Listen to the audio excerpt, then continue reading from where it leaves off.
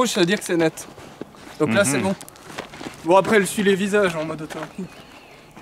Plus il y a de points rouges, plus c'est net. Ouais, donc c'est bien si t'as les points rouges sur le sujet important. Mais elle fait du net parce qu'elle est bien. Et puis il y a plein de petites feuilles, regardez. C'est le printemps.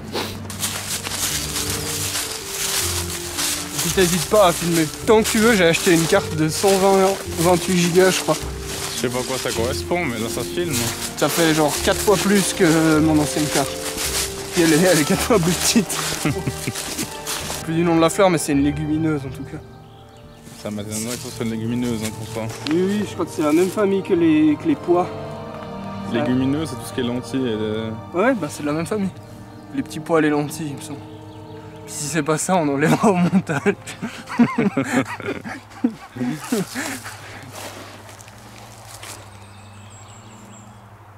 Légumineuse, c'est tout ce qui est lentilles et... Ouais, bah c'est de la même famille.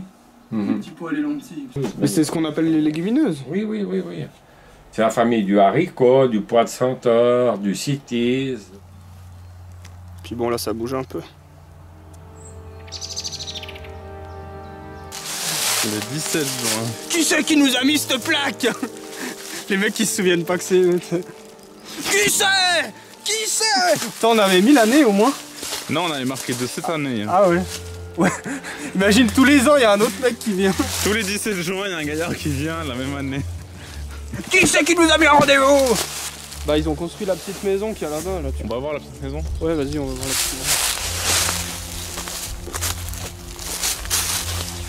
Mais elle est bien, hein.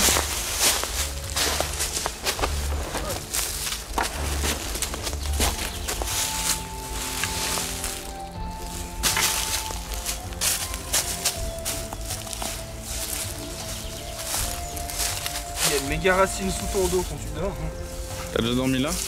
Non, mais elle m'a fait mal déjà quand j'ai marché à pied. Ouais, non, c'est bien là, je pense. Pour dormir. À tirer avec la fronde d'abord. On fait le feu, on tire avec la fonde après. D'accord. D'accord. Alors on se retrouve après. Mais c'était un papy en plus. C'était l'ambassadeur du Japon à Paris. L'ambassadeur du Japon à Paris. Ouais, qui faisait un voyage en Russie avec nous. Et puis il s'est fait hacker son portable dans le bus. Ouais, mais c'est son portable individuel. Ouais, je pense bien. Enfin. Ah! Est-ce que ça va partir? Non. En même temps, t'as allumé le feu avec tellement de mépris. Je pense que ça va aller. Je pourrais aller rétablir la situation, mais j'ai la caméra dans la main. T'as jeté toute la nonchalance du monde sous le feu. Est-ce qu'on brûle le panneau? C'est de savoir si on met au feu ou pas. Le truc, c'est que c'est un peu un symbole de guerre de mettre le panneau de l'amitié au feu. Ouais, mais pour une amitié, faut s'être rencontré. Ah, moi je les ai rencontrés. Moi pas, donc si je les mets moi au feu, ça va. Si tu veux leur faire la guerre, tu peux. Bon, on n'a qu'à dire que c'est un symbole de fraternité éternelle. De toute façon, les symboles... Chez les Indiens d'Amérique, c'est pas un symbole de paix de fumer le... De fumer le panneau de la paix. Ouais. Sur le magnifique panneau qui part en fumée. J'avais même pas fini ma réflexion philosophique sur le fait de mettre les symboles au feu, qu'il était déjà en train de brûler. Comme quoi l'histoire, elle a toujours un temps d'avance sur la philosophie. C'est ça. Et puis que les philosophes, ils racontent les conflits, mais qu'une fois qu'ils sont passés. Donc finalement, je suis historien puis t'es philosophe. Hein. Non, toi t'es révolutionnaire, tu fais l'histoire, puis moi je suis philosophe de la révolution. Genre, j'essaye de... Après que toi t'aies foutu le feu à tout, moi j'essaye d'expliquer pourquoi philosophiquement c'était bien. Et la question c'est... Est-ce que brûler le panneau de l'amitié... Mais on voit même. Est-ce que brûler le panneau de l'amitié c'est pas un peu un symbole de guerre? Mais non, parce qu'en fait c'est le panneau de la paix. Et on brûle le panneau de la paix en symbole de paix éternelle. C'est la fronde. La fronde pour faire la guerre!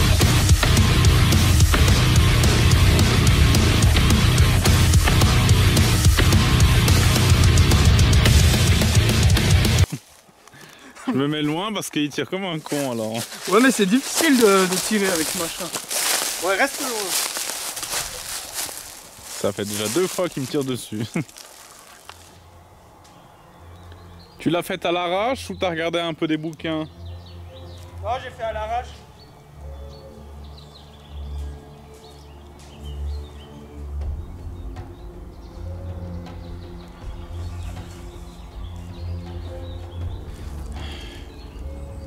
Des fois ça dévie parce que je dois surveiller le feu, on a fait un feu. Et c'est hyper sec alors on a un peu les boules que ça prenne feu autour.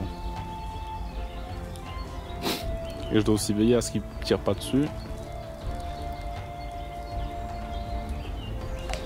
Merde. Tu peux essayer? Non, je te laisse faire. Je te laisse t'assommer avec ta propre création.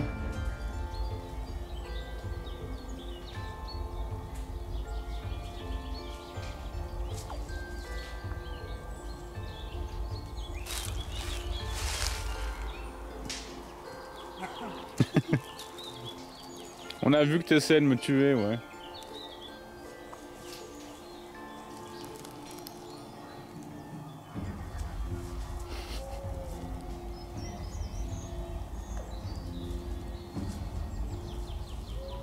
Ça tire bien, hein? Bon, alors il veut expliquer le principe de la fronde. On va tirer à l'arc. Il y a tout des bouts, je me tourne pour vérifier que le feu, il faut pas le faire à la forêt, puis la caméra elle fait comme ça. Ouais. Bon, moi c'est pas un tuto parce que je suis nul à la fond. Mais on va dire que c'est un pré-tuto avant le tuto. Ouais, c'est pour que les gens s'intéressent. En gros, il faut une corde comme ça. Il y a un bout qui est attaché à la main. L'autre bout qui est là. Ça. Et il y a un caillou qui va là. Comme ça. Ensuite, je vais le faire doucement, comme ça tu vas pas te le prendre dans la tronche. Merde. Ensuite, je vais lâcher le caillou, ça va faire balancer en arrière. Quand il va revenir, je vais reprendre le mouvement, puis je vais tourner la main. Et quand il va tourner assez fort, le but c'est que je vais le faire tourner assez fort. Et quand je vais lâcher ça, ça va s'ouvrir comme ça et le caillou il va partir. Donc ce qui est compliqué, est-ce que moi je sais pas faire? Montre les 2 bouts de corne. Ce qui est compliqué, est-ce que je sais pas faire? Moi c'est lâcher au bon moment. Il y en a un autour de ton doigt et un sans rien. Voilà. Bon, celui-là il faudrait que ce soit plus long, parce que ouais. là je le tiens pas très bien. Et donc quand je lâche, ça fait comme ça. Et le caillou il revient et là je tourne. Et ensuite je vais pas faire trop fort pour pas que Valentin se prenne dans la tronche. Et c'est là Je sais qu'on pas a bien tous quand. peur. Il faut lâcher. Mais tu vois là tu peux tourner tant que tu veux. Vas-y, lâche. Et tu vois là j'ai donné pratiquement aucune force et puis il est parti quand même assez. Donc après tu peux le faire tourner. Je pense que si tu maîtrises bien, tu peux lâcher au bon moment. Et puis ça tue des gens. Après ça tire. Oh. Péter les couilles en essayant de remettre là. Ça peut être intéressant si ça se passe mal. Donc lance la vidéo, le premier truc qu'on entend c'est couille. Couille.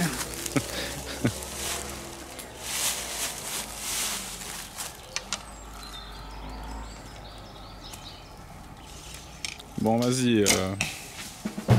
Elle est morte. Je l'ai tuée. Ah, victoire. Bon, il faut que j'attache mieux que ça. De l'empereur Ming.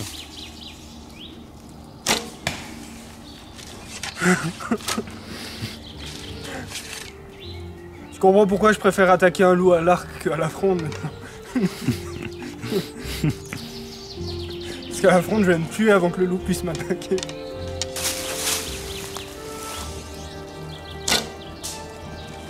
Ah bouh. Cette violence.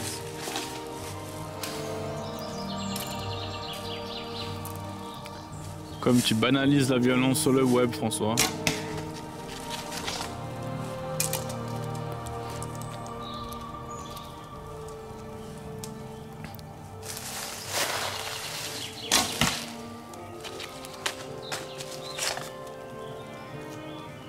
Si elles étaient toutes bien vissées, je serais efficace.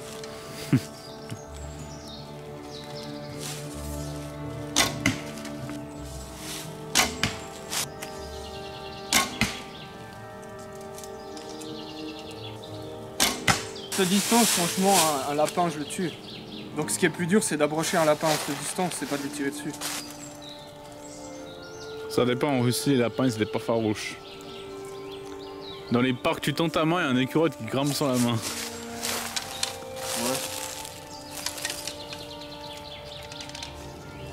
Toi non plus, t'es pas ton farouche. Mais moi, je te grimpe pas dans la main. C'est un gros lapin, mais c'est dedans. Il est gras, là, c'est un lapin de Garenne. Non, mais je dis juste la zone là où il y a toutes les flèches. C'est même plus une poule, c'est une dinde. Bah non, ça c'est une poule c'est gros comme ça. C'est une grosse poule, là. Parce qu'il faut t'enlever le plumage, le poulet, il est tout petit. Ouais, enfin si tu lui enlèves des plumes, c'est déjà pas mal. Bah, faut habiter dans une forêt où il y a des grosses poules. Qu'est-ce que tu viens?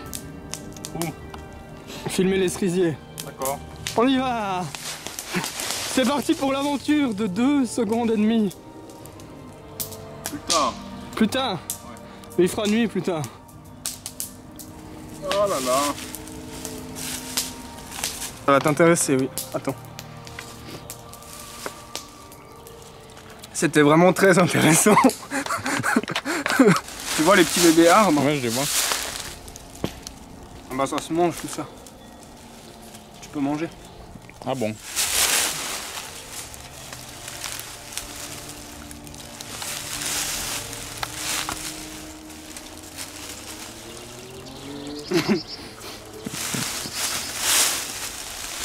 Tu veux goûter?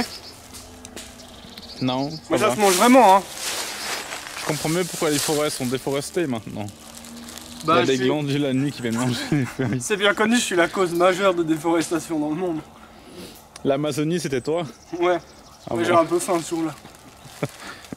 Les cerisiers qui sont en fleurs, regardez. Bon, là, il y en a pas beaucoup. Enfin, il y en a en dessus de nos têtes aussi, surtout. Ils sont blancs, là.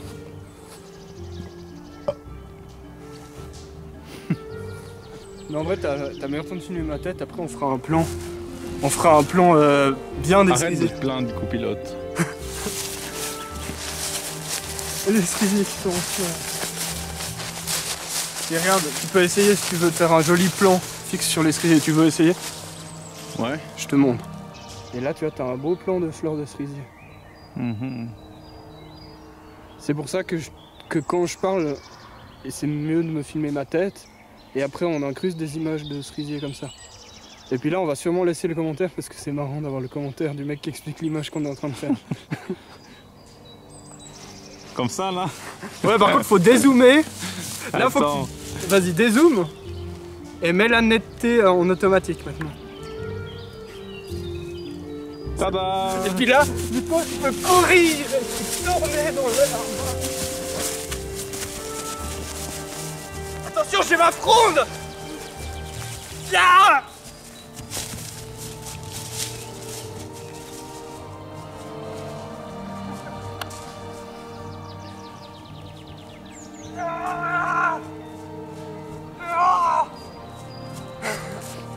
Tu rajouteras la fronde au montage, hein?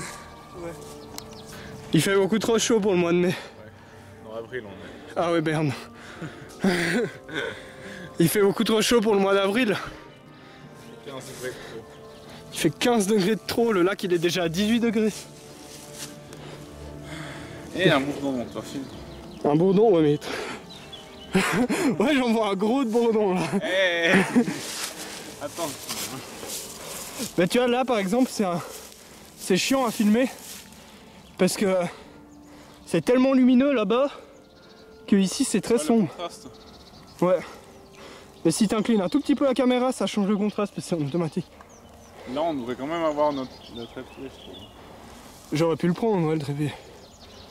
Genre là, si on fait un joli plan des Alpes, faut avoir le trépied. Tu sais ce qui est horrible quand tu vas en Russie? Quoi? C'est que tout est plat. C'est trop plat la Russie. C'est tout plat. Mm. Quand je suis revenu en Suisse, le premier truc que j'étais content de voir, c'était les Alpes. Mais moi j'aime bien aussi le paysage avec des bosses comme ici. C'est pour ça que moi j'ai du relief. On a choisi un paysage pour notre corps. Ce qui est rigolo, c'est que chez nous, quand tu survoles les pays européens en avion, c'est en général t'as des villes plutôt que t'as des morceaux de forêt entre les villes. Là, tu vois que t'as une immense forêt, puis t'as des villes dans la forêt. Ouais, elles sont entourées de forêt. C'est vraiment, t'as une forêt, puis à chaque fois ça fait des ronds. T'as un petit rond de ville ici, t'as un petit rond de ville là. C'est juste que chez nous, c'est que t'as des petits morceaux de forêt, c'est tout. Ouais, les morceaux de forêt sont entourés par les villes chez nous. Les routes et les villages. Bah tiens, prends la caméra.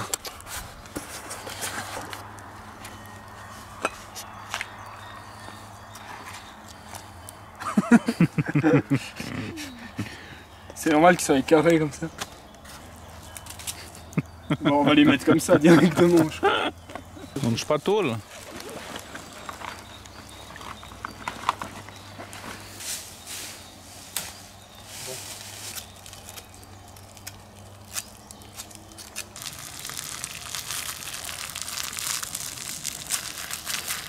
Aïe, j'ai la main qui brûle. J'ai pas encore regardé ta nouvelle vidéo. Alchimie et herboristerie, c'est ça? Ouais, il y a mon père qui parle. Ah bon, oh, alors je regarde pas. Et Heureux. moi j'ai du mal à croire qu'on puisse être heureux et intelligent. Et je crois que les gens intelligents qui sont heureux... Pour toi, quelqu'un de joyeux. Pour toi, quelqu'un de positif, c'est quelqu'un d'heureux ou pas? Est-ce que tu peux être heureux en étant pessimiste? C'est possible, ouais. Mais alors, ça veut dire que t'es quand même. Il y a un, J'en sais rien. sacré côté, Ça. il y a un sacré côté un peu. C'est autodestructeur, ça. Ben, si t'es pessimiste et que ça te rend heureux, c'est que tu tires ton plaisir du malheur des autres. Non, de ton malheur aussi. Ouais, bah du malheur global. Hein. Je sais pas. C'est quand même très chaotique comme pensée. C'est romantique, ça. Ouais, mais c'est aussi. Mais... moi, je pense que les gens intelligents qui sont heureux, c'est des gens qui se sont rendus compte que l'intelligence leur apportait pas de bonheur et ils Lâche prise. mettent des soupapes à l'intelligence et ils laissent rentrer du chaos dans leur intelligence. Et ça leur permet d'accéder à du bonheur. Et moi, je considère que quand je suis heureux, c'est parce que je laisse accéder la folie à mon cerveau. Parce que si je regarde tout d'un point de vue analytique et... Si tu veux, si j'essaie de porter le regard le plus intelligent que je peux au monde, je peux pas être heureux. J'arrive pas. D'ailleurs, si je portais un vrai regard critique, je pense que je me tuerais, tu vois. Et d'ailleurs, c'est un problème du recul maximal, c'est-à-dire qu'il y a un moment où tu prends du recul. Tu vois, si tu veux analyser concrètement le monde, il y a un moment où tu prends tellement de recul que plus rien n'a de sens et plus rien n'a de logique. Et quand plus rien n'a de logique, en fait, tu retombes dans un état de chaos qui peut te rendre heureux. Et en fait, tu te forces à ça, je pense. Mais d'ailleurs, c'est... Après... Et Erasme, ou Erasmus, je sais plus comment ça se dit, qui parle, il dit... Erasmus, je crois que c'est le nom grec. Ouais. Il fait, dans son bouquin Éloge de la folie, il parle de ça. Il dit que la folie, c'est la plus grande des vertus, finalement. Bon, après, je suis pas d'accord avec tout ce qu'il dit. Quelqu'un de très mais... intelligent, s'il veut faire entrer du bonheur dans sa vie, à mon avis... Enfin, je pense que tu peux laisser aussi entrer de la connerie. Faire de l'imbécilité, quelque chose, des choses abrutissantes. Si t'es très intelligent et que tu veux te rendre heureux, faut mettre des soupapes à l'intelligence, comme tu disais avant. Je pense que t'as intérêt, pas forcément intérêt, mais si tu veux être heureux, c'est dans ton intérêt justement d'aller vers des choses abrutissantes. Ouais. Typiquement, la période où je lisais beaucoup, où j'ai arrêté de lire et je me suis mis à regarder des séries, t'étais c'est plus une heureux. grosse période où je me suis senti con. Ouais, mais... Et maintenant que j'ai arrêté les séries et que je relis, je me sens de nouveau plus intelligent, mais tu sens que t'es moins heureux. Ouais. Mais c'est un problème, ça. Tu fermes la soupape de l'imbécilité parce que tout ce qui est série maintenant audiovisuelle, c'est des conneries. C'est abrutissant. Ouais. C'est faible, c'est toujours la même idée. S'il y a une idée intelligente, c'est toujours la même en fait. C'est toujours qu'il y a un méchant qui essaie de manipuler les gens. Ouais. C'est toujours ça, le message de fond c'est toujours ça. Qu'il y a des faibles qui essaient de survivre et de lutter contre un méchant qui est puissant. C'est toujours ça le message, le schéma narratif. Enfin. Ouais. Par contre du coup ce qui est compliqué c'est de savoir parmi les gens stupides lesquels sont réellement intelligents, tu vois. Je dirais que parmi les gens heureux, lesquels sont les intelligents qui ont choisi de fermer la soupape de l'intelligence. C'est ça. Pour ouvrir l'autre. Lesquels gens intelligents se sont rendus compte que ça leur apportait rien d'être intelligent. Au bout d'un moment, Je pense qu'il faut peser le pour et le contre. Qu'est-ce que ça t'apporte d'être intelligent? Qu'est-ce que ça t'apporte d'être heureux? C'est ça. Et finalement, le vrai bonheur et le vrai intellectuel, peut-être c'est celui qui trouve le dosage entre la soupape, imbécilité et l'autre. Et tu vois, ce que Pouvoir ouvrir l'autre et fermer... Ouvrir l'une et fermer l'autre. Tu te souviens de ma théorie sur la paranoïa critique? Grosso modo, ouais. La paranoïa critique, c'est un truc que je fais moi artistiquement. Je laisse mon esprit dériver dans la folie, donc dans la stupidité on pourrait dire, dans les choses intuitives, et je porte le regard critique, donc le regard avec le plus de recul sur ces choses folles. Et là ça me permet, donc c'est peut-être une porte de sortie de ça, tu vois, c'est-à-dire que ça me permet d'être heureux parce que je suis stupide en gros, enfin je suis pas stupide mais je laisse mon cerveau faire ce qu'il veut, mais je suis toujours intelligent parce que je porte un regard critique sur ce truc. Enfin c'est bizarre parce que du coup je suis à la fois stupide et à la fois déprimé, mais c'est toujours difficile. Mais j'y crois, moi je pense que si je me mettais un clou dans la tête, que je pétais les os de mon cerveau qui font que je suis malin, bah je deviendrais beaucoup plus heureux. Je pense que si tu travailles, humainement parlant, tu peux pas encore supporter à côté, à moins d'être un fou, d'être intelligent puis de te préoccuper du monde. Ouais. Ouais, le travail, ça fixe C'est pour ça que quand tu travailles et que tu rentres chez toi, tu auras forcément plus tendance à regarder un truc abrutissant qu'un truc intelligent. Parce que c'est déjà tellement crevé, etc. Je sais pas si tu as encore la force de mettre en jugement sur quelque chose.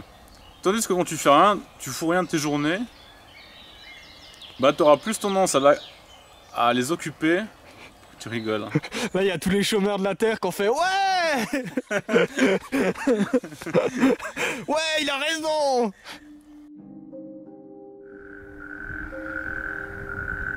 On est venu parce que depuis la forêt, on a entendu des grenouilles qui chantaient. Du coup, là, on est en train de marcher dans une gravière. Sauf que, à mesure qu'on s'approche, je crois que les grenouilles, elles sont de plus en plus loin. Genre, quand on était dans la forêt, elles avaient l'air d'être à 20 mètres. Puis là, elles ont l'air d'être à un demi-kilomètre ou genre 300 mètres. Encore une grenouille.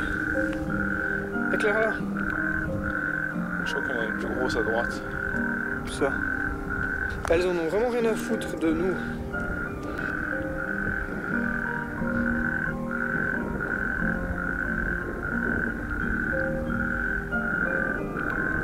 Carman a été faux animaux vivants lors de ce tournage. Les animaux vivants ont tous été exécutés avant qu'on leur fasse du mal.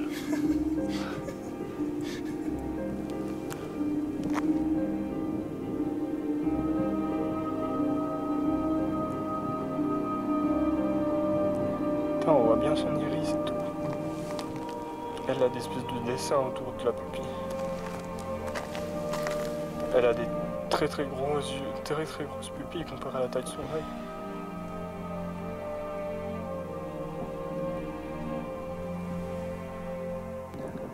Il serait bien qu'elle se remette à chanter, peut-être si elle a pas peur, elle va se remettre.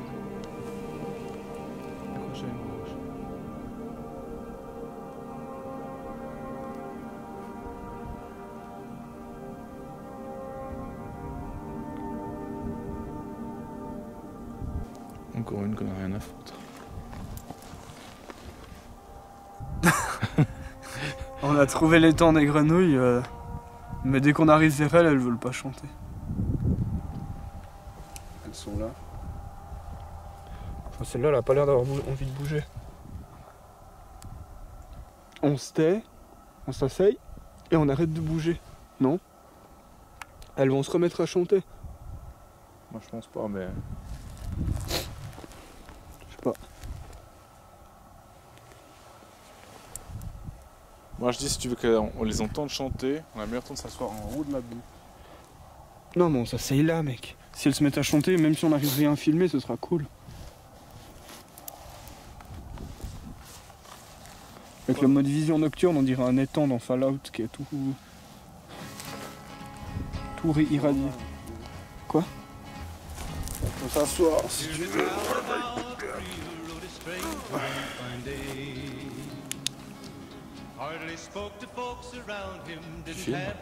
Je te filme.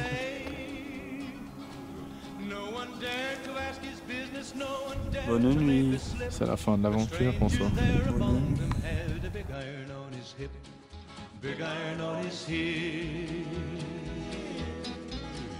It was early in the morning when he rode into the town. He came riding from the south side, slowly looking all around. He's an outlaw. Ladies and gentlemen, please welcome pop superstar, The Hypnotoad.